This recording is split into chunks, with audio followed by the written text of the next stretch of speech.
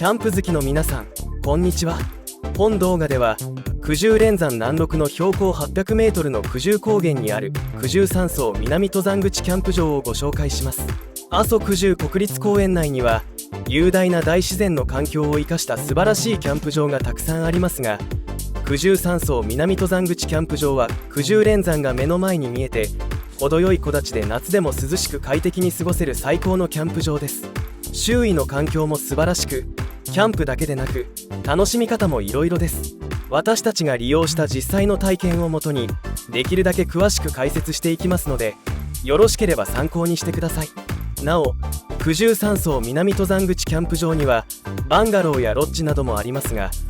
この動画では主にキャンプをする人のための情報を提供します。本動画のお品書きは以下の通りです。各項目にチャプターを設定しているので、概要欄の目次から必要な箇所へ飛んでご覧いただくこともできます。また YouTube の字幕アイコンをクリックすると、日本語の他に英語や中国語、韓国語などの字幕を表示することができますので、必要な方はご利用ください。九十三荘南登山口キャンプ場の魅力。阿蘇九十国立公園内にある全てのキャンプ場に共通しますが、阿蘇と九十連山の独特で美しい雄大な大自然がとにかく素晴らしく、第一の魅力はまさにそこに尽きます。美しい景色を見に行くだけでも十分に楽しめますが、魅力的な観光スポットもたくさんあります。阿蘇山や九十連山への登山も超おすすめです。黙々と噴煙を上げる、まるでどこかの惑星に降り立ったような阿蘇山。登るのも楽しく、最高に美しい九十の山々、どちらも最高です。周囲には人気の温泉郷もありますので、キャンプの前後の温泉も絶対に欠かせません。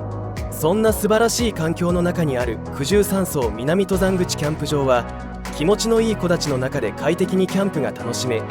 ァミリーキャンプにもソロキャンプにもおすすめできる素晴らしいキャンプ場です。九十三荘南登山口キャンプ場の施設。航空写真から書き起こした平面図を見ながら各施設についてご案内します。九十三荘南登山口キャンプ場は景色が美しい国道442号線沿いにあり、細長い敷地です。入り口にはアイスランドスキールスタイルのスーパーフード九十図とアイスクリーム専門店九十高原花房泉屋があります。黒ごまソフトクリームが人気だそうで、行列ができていました。入ってすぐに広い駐車場がありますので、そこに駐車して管理棟で受付をします。管理棟では薪や炭は売っていますが、ほとんど販売品はありませんので、事前に買い出しはしっかりしておきましょう。管理棟の前には自動販売機があります。ちょっと珍しい焼き芋の自動販売機もありました。管理棟の脇にはシャワー室もあります。ユニット型の綺麗なシャワー室です。倉庫前には炭捨て場があります。炭を捨てるのはここ1箇所で、最も奥の区画からは300メートル以上も離れているため、火消し袋などがあると良いでしょう。管理棟の近くには炊事場が2箇所あります。食器などを置く簡易的なテーブルもありますので、キャンプの食器洗いには問題なさそうですが、雨の日は使いにくそうですね。キャンプ場に車で入っていくと映像のような雰囲気です。左側に見える2棟の建物は中型のロッジです。先に進むと道は二手に分かれ、左側に重箱や小型ロッジ、正面にバンガローが見えてきます。右の方へ進むとオートサイトにテントを張っている人がたくさんいます。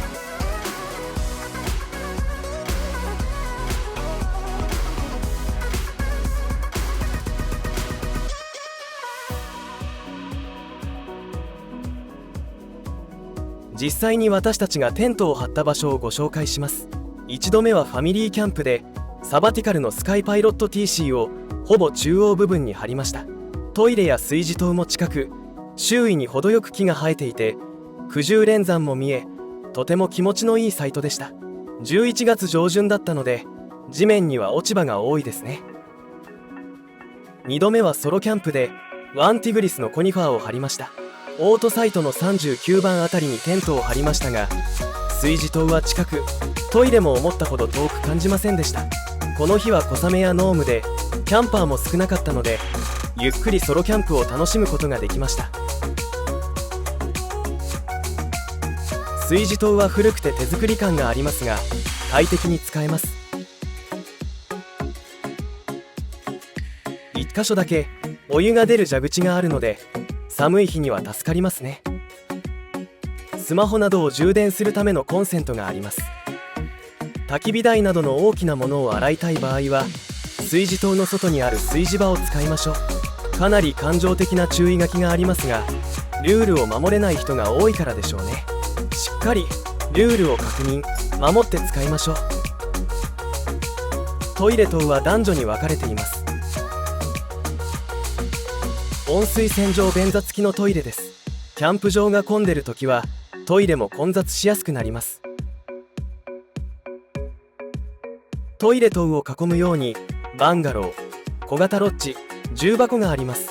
モバイルハウス、重箱は建築家の隈研吾氏とスノーピーク社によるトレーラーハウスです。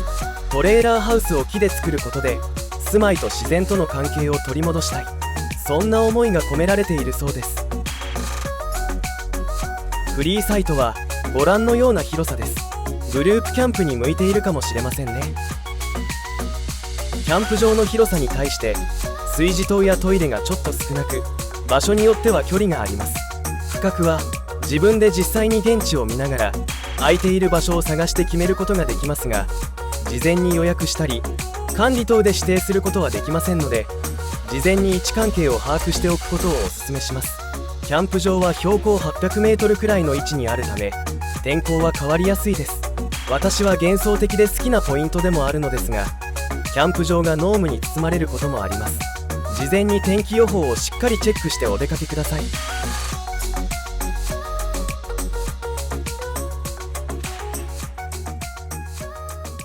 九十三層南登山口キャンプ場の基本情報。プランや料金は細かく設定されています。この動画をご覧になっている方は車でオートサイトをご利用される方が多いと思いますが上段3段までがキャンプのプラン、下段4段がバンガローやロッジのプランになります。年末年始を除く12月から翌年2月までのバリューシーズン、ゴールデンウィークを除く3月から6月、9月から11月までのオンシーズン、お盆期間を除く7月から8月の平日と日曜日のハイシーズン、そして7月から8月の土日祝日、年末年始、ゴールデンウィーク、お盆期間のトップシーズン、この4区分で料金は設定されています。またオートサイトは別途入場料が必要になりその他のプランも設定以上の人数になった場合には追加料金が必要になります。例えばオートサイトにオンシーズンに大人2人、小学生以上の子供が2人の家族で予約する場合2750円に高校生以上の入場料550円 ×2 名分、小中学生の入場料270円の2名分を加算して4390円になります。その他3連休や運営会社が指定する期間は割増料金となる場合がありますので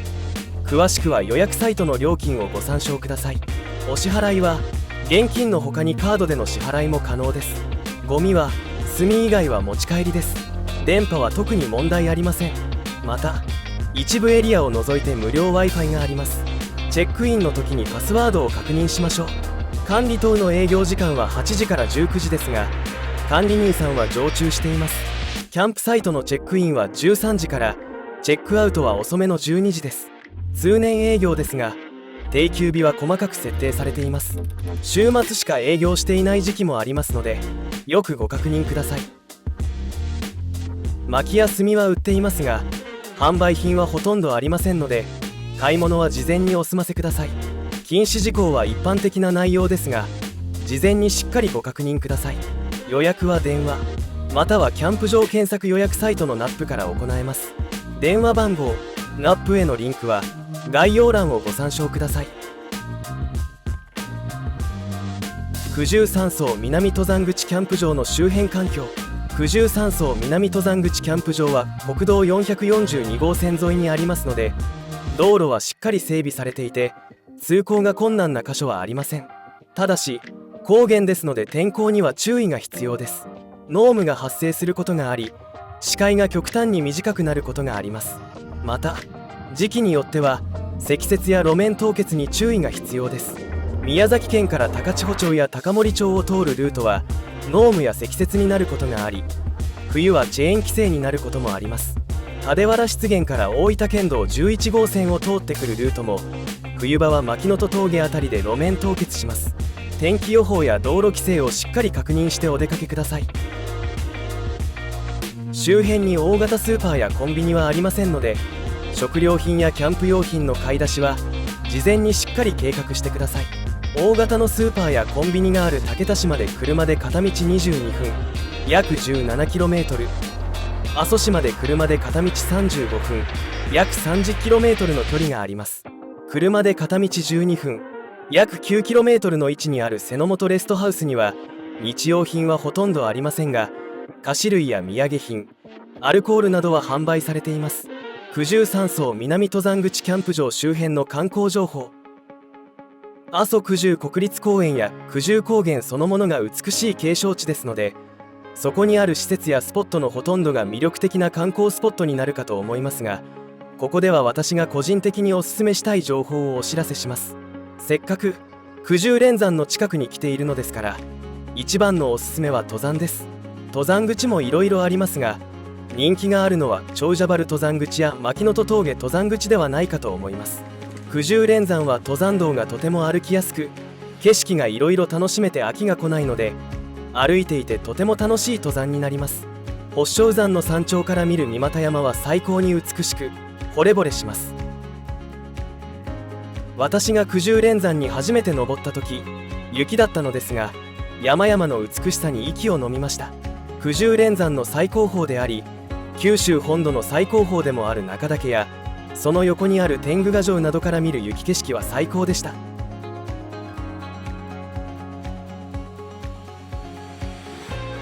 天候次第では山の下が霧に包まれた雲海も見ることができます。九十連山の登山は最高なんですが、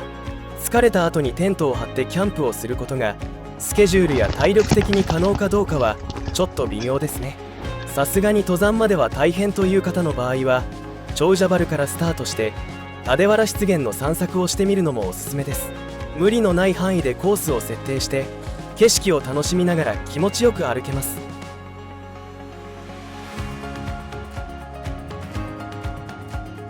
九十高原では温泉もおすすめです。九十三層南登山口キャンプ場から車で5分の距離にある天空の大地九十高原ホテルでは、湯の花で白濁した温泉を日帰り入浴で楽しめます。日本一の温泉県と銘打っている大分県ですから、九十高原の周囲にも多くの温泉郷があります。長者原に近い山麓標高 1000m の山峡の温泉郷筋湯温泉は1000年以上の長い歴史を誇る温泉郷であり、個性あふれる宿が約20軒点在しています。公式ウェブサイトより日帰り温泉の有無も調べることができます。ちょっと離れていますが、私たちは経由地として湯布院に行くこともあります。九十三層南登山口キャンプ場からは車で約1時間、長者原からは約40分かかる距離なので、2泊以上する場合の目的地や経由地としておすすめです。温泉はもちろん観光地としても見どころが多い町です。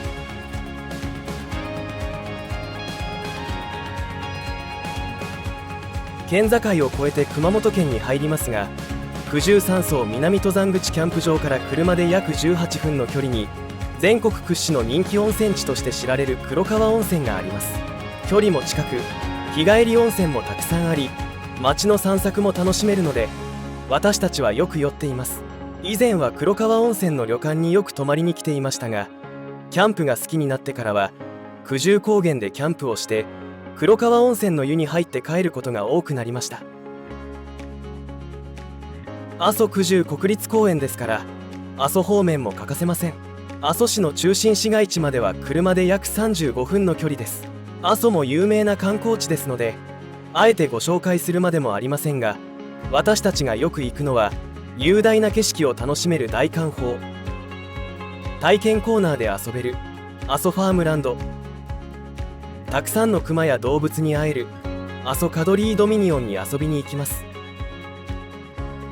阿蘇といえば阿蘇山への登山もおすすめです。大迫力の火口と噴煙は日本ではないような雰囲気で圧巻です。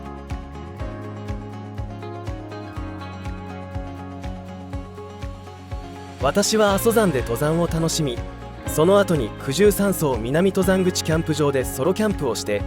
次の日に九十連山に登るという計画でキャンプをしたことがありましたが、さすがに体力的に無理がありました。体力と時間には余裕を持って計画してください。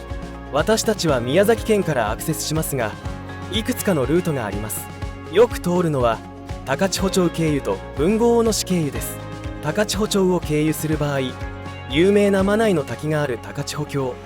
天の岩戸神社や天野や菅原など観光スポットがたくさんありますので、ぜひお立ち寄りください。豊後大野市を経由するルートだと、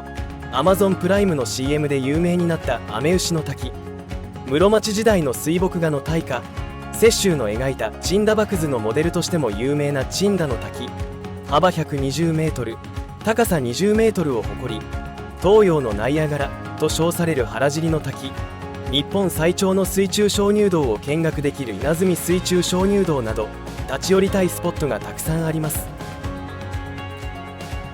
あまりにも魅力いっぱいの地域なので、上げていけばキリがありません。ぜひ楽しいキャンプを引き立てる、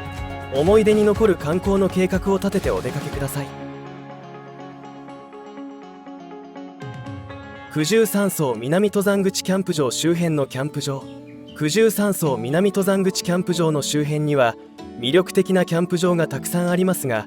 私たちが行ったことがあるキャンプ場をご紹介します。すぐ近くには九十高原ホテルキャンプ場があります。九十連山がバッチリ見えるロケーションで、ホテルの敷地内にあるので温泉にも入れます。九十高原オートビレッジは西日本最大級のサイト数を誇る大きなキャンプ場です。敷地内に地ビール村があって、九十高原の天然伏流水で仕込んだ地ビールが売っています。阿蘇根半蔵や雲海、夕日が一望できる権堂シャロレーもおすすめです。標高900メートルに位置しており、私たちが行った時はとにかく美しい鳥のさえずりで癒されました。黒川温泉まで車で5分というのも嬉しいですね。九十連山を越えて半田高原の方へ行くと、予約不要の大自然に囲まれた鉄山キャンプ場があり、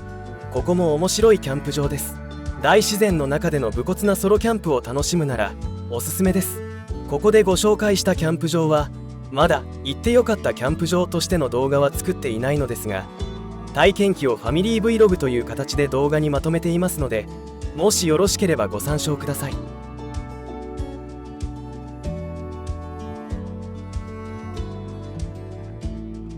この動画は個人の趣味で作成したものです。もし少しでもお役に立てば高評価をいただけるととても嬉しく思います。普段は家族の思い出を残すため、あるいは趣味で動画を撮影編集しています。自己満足のために作成しており、何かに役立つ動画ではありませんが、お暇でしたらご賞覧ください。また機会があれば行ってよかったキャンプ場の紹介をしたいと思います。最後までご覧いただきありがとうございました。